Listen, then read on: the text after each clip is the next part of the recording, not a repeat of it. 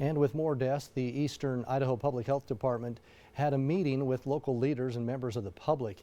In the Zoom meeting, they discussed the different risks and the risk tiers, the levels in dealing with the coronavirus. The regional response plan will be released at tomorrow's meeting, as the draft is undergoing last-minute changes tonight. But leaders want to see the community rally together.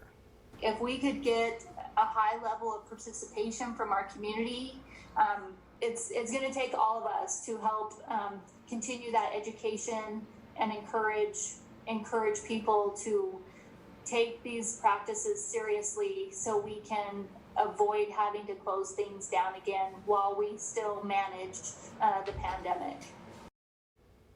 Also tomorrow, we will get the update from Governor Brad Little about where Idaho stands in its fight against COVID-19. As you think back, during his press conference just 2 weeks ago, the governor announced Idaho had not met the requirements to move out of stage 4 of the reopening plan. Since that time, Idaho has seen a surge in COVID-19 cases, setting a new record yesterday with 487 new cases in just one day. You will be able to watch the press conference on KIDK.com. It will start tomorrow at noon. Meanwhile, city leaders in Idaho Falls and Pocatello are considering the possibility of issuing mask orders in response to the pandemic. Both cities will be holding public discussions on the issue tomorrow. They both will be streamed online for the public. Pocatello's workshop will take place in the morning. Idaho Falls City Council meeting is tomorrow night.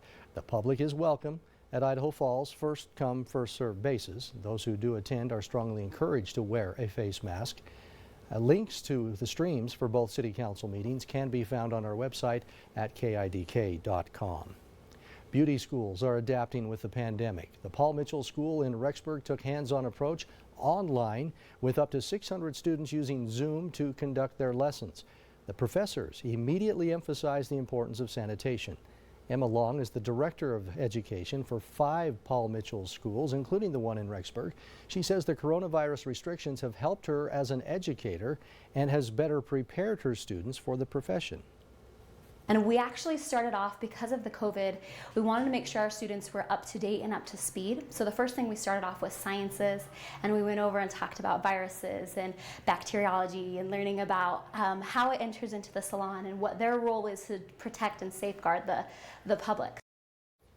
Paul Mitchell has been open to guests since June. Long says the staff will accommodate each client's safety when appointments are booked.